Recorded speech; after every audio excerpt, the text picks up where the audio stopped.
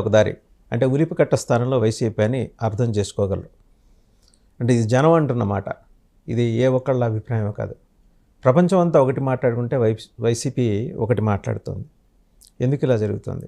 నాయకుడు 4.5 ఏళ్ళు మీరు ధ్యానంలో ఉండండి, తర్వాత మనమే వచ్చేస్తాం అని ఒక ట్రాన్స్లోకి వాళ్ళ కార్యకర్తల్ని, వైసీపీ అభిమానుల్ని తీసుకెళ్తున్నారా? ఈ సందేహం కూడా వస్తుంది. డెవలప్మెంట్ గురించి మాట్లాడితే చంద్రబాబు ప్రభుత్వంలో జరుగుతున్న అన్యాయం గురించి ఎదురు ప్రశ్నిస్తారు. ప్రశ్నకి ప్రశ్నే ఆయన దగ్గర సమాధానం.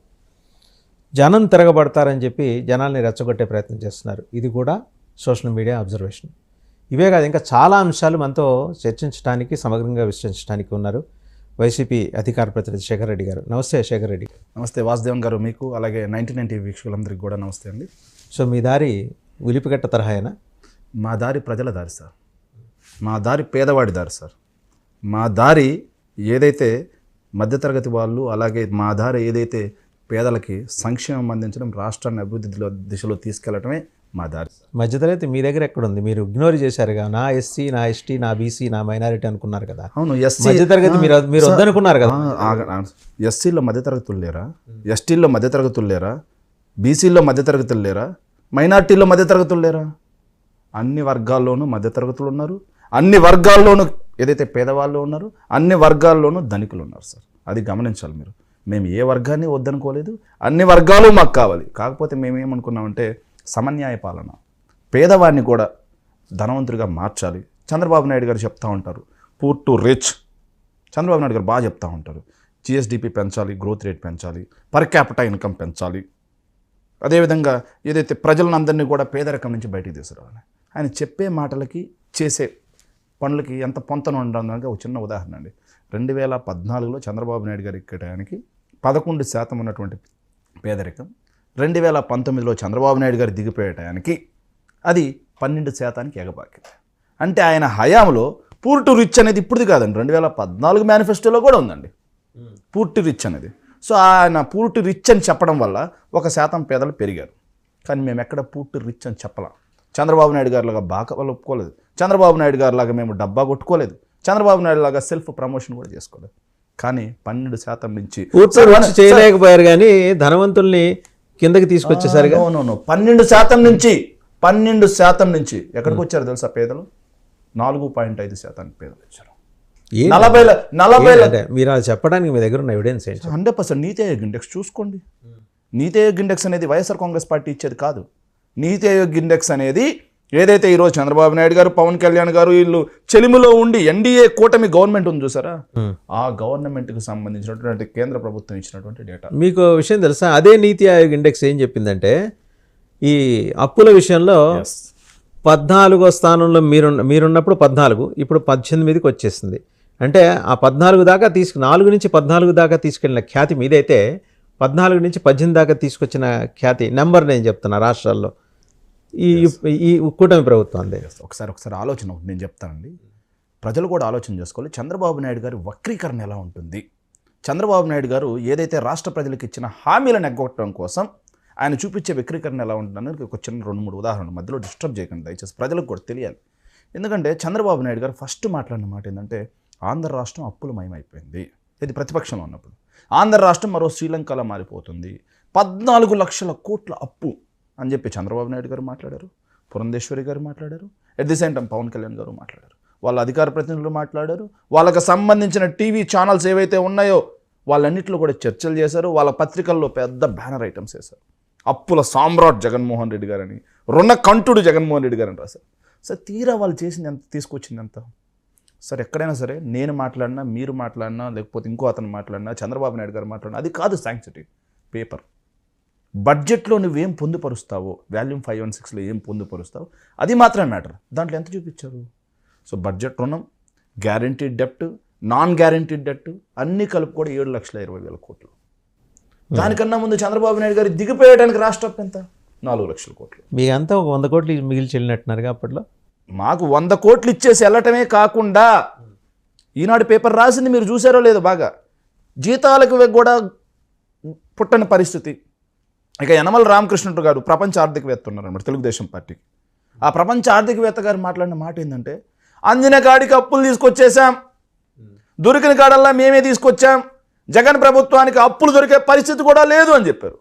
మే 30వ తారీఖు ప్రమాణ స్వీకారం చేశాం. జూన్ 1వ తారీఖు నుంచి జగన్మోహన్ రెడ్డి గారు జీతాలు ఇవ్వడం మొదలెట్టాడు. అదేవిధంగా ఏడాది తిరిగే లోపల అమ్మఒడి ఇచ్చేసాం, ఏడాది తిరిగే లోపల రైతు భరోసా ఇచ్చేసాం, ఏడాది తిరిగే లోపల సచివాలయ వ్యవస్థ, వాలంటీర్ వ్యవస్థ, సచివాలయాల్లో 126,000 మంది ఉద్యోగులు ఏడాది తిరిగే లోపలే సార్. నేతన్న నేస్తం ఇచ్చాం, మత్స్యకార భరోసా ఇచ్చాం. ఇవన్నీ ఏడాదిలో చేశాం మేము. ఏడాది 100 కోట్లు పెట్టిపోతే. కానీ ఈరోజు పరిస్థితి ఏంటి? ఇంకా కూడా మాట్లాడారు సార్. అప్పుల వృద్ధిలో కూడా సార్ చంద్రబాబు నాయుడు గారి హయాంలో కాంపౌండెడ్ యాన్యువల్ గ్రోత్ రేట్ 23% ఉంటే మేము 15%కి తగ్గించాము. కాదంటారా? ఇవన్నీ కూడా కాగ్ లెక్కలు. ఇవన్నీ కూడా ఏదైతే మన జగన్మోహన్ రెడ్డి గారు ప్రెస్ మీట్ పెట్టి సో లెక్కలతో సహా ఇలా ప్రజెంటేషన్ వేసి చూపిస్తే దాని గురించి మాట్లాడడానికి తెలుగుదేశం పార్టీలో ఏ ఒక్కడికి దమ్ము లేదు. దమ్ము లేకపోగా జగన్మోహన్ రెడ్డి గారి మీద అసందర్భ ప్రేలాపనలు, పచ్చి అబద్ధాలు, పచ్చి నిందలు. మొన్న మీరు హెల్త్ ఇండెక్స్కి కూడా సంబంధించి అది ఎలా జరిగిందంటే అండి, సో ఏదైనా కాగ్ రిపోర్ట్ ఇచ్చింది, కాగ్ రిపోర్ట్ కాకుండా నీతి ఆయోగ్ అనే దానికి సోర్స్ అని చెప్పి రాస్తారు సార్. ఇప్పుడు ఏదైనా ఒక ఇండెక్స్ ఇవ్వాలంటే ఎక్కడి నుంచి ఈ డేటా తీసుకున్నారని సోర్స్ ఉంటుంది.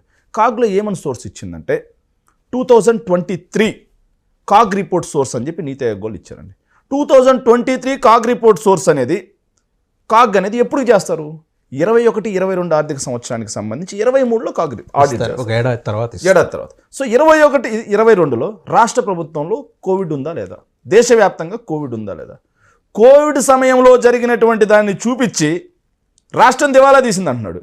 కానీ 5 సంవత్సరాలకు కంపేర్ చేసుకోవయ్యా అంటే చంద్రబాబు నాయుడు గారి టైంలో ఎస్ఓటీలు 50,000 కోట్లు ఉంటే మేము 94,000 కోట్లు రాష్ట్ర ఆదాయం పెంచాం. చంద్రబాబు నాయుడు గారి హయాం కంటే కూడా 4 లక్షల కోట్ల రూపాయలు జీఎస్డీపీ వృద్ధి చేశాం. చంద్రబాబు నాయుడు గారి ప్రభుత్వ హయాం కంటే కూడా చంద్రబాబు నాయుడు గారి ప్రభుత్వం దిగిపోయడానికి ఏదైతే 150,000 కోట్ల రూపాయలు 150,000 రూపాయలు ఉన్నటువంటి పర్ క్యాపిటల్ ఇన్కమ్ని 2,45,000కి తీసుకెళ్ళాం. సో 90,000 రూపాయలు పర్ క్యాపిటల్ ఇన్కమ్ పెంచాం మేము. సో ఇవన్నీ చూపించరు. ఆ 5 ఇయర్స్, ఈ 5 ఇయర్స్ చూసుకోండియా. చంద్రబాబు నాయుడు నువ్వు 32,800 కోట్ల రూపాయలకి మాత్రమే నువ్వు ఇండస్ట్రీస్ తీసుకొచ్చావా? కానీ మేము తీసుకొచ్చింది ఎన్నయ్యా? 1,00,000 కోట్లకు పైచిలు. ఎన్ని గ్రౌండ్ అయినాయండి సార్? నేను చెప్పేది గ్రౌండ్ అయినాయా సార్? 1,00,000 కోట్లకు పైచిలు. ఎందుకు మరి జనం నమ్మట్లే మిమ్మల్ని? జనం నమ్మట్లేదు అని కాదు సార్. కాకపోతే ఇక్కడ ఏం జరిగిందంటే వీళ్ళకున్నటువంటి మీడియా బలం, వీళ్ళకున్నటువంటి పెయిడ్ సోషల్ మీడియా, వీళ్ళకున్నటువంటి యూట్యూబ్ ఛానల్స్ పెయిడ్ డబ్బుతోటి రాష్ట్ర ప్రజల మెదళ్ళలోకి ఇంజెక్ట్ చేశారు. జగన్మోహన్ రెడ్డి గారు ఉద్యోగాలు ఇవ్వలేదు. మరి చంద్రబాబు నువ్వు ఇచ్చిన ఉద్యోగాలు ఎన్ని?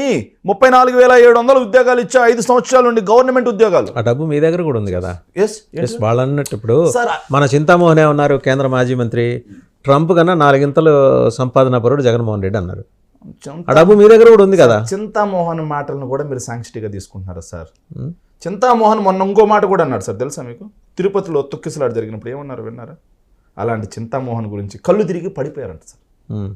అంత నీట్గా తొక్కిసలాట జరిగితే కళ్ళు తిరిగి పడిపోయారు, సొమ్మసిల్లి పరిగిపోయారు అనే మాట్లాడే చింతామోహన్ కూడా మీరు సోషల్ మీడియా వాళ్ళు చేస్తున్నారు, మీరు చేస్తున్నారంటున్నారు. మీ ఇద్దరిలో ఎవరండి బాగా బలవంతులు సోషల్ మీడియా? సార్ ఒకటి గుర్తుపెట్టుకోండి, అది పెయిడ్, డబ్బు కోసం పనిచేసే సోషల్ మీడియా అది.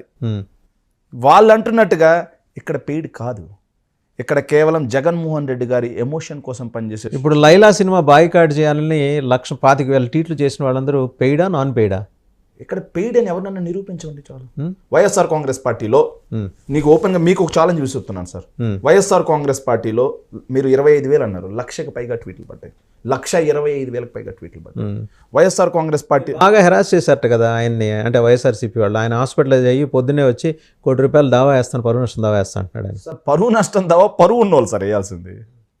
పరువు నష్టం దావా పరువు ఉన్నోళ్ళు వేయాలి. అతనికి ఎక్కడ పరువు ఉందండి? ఆయనకు పరువు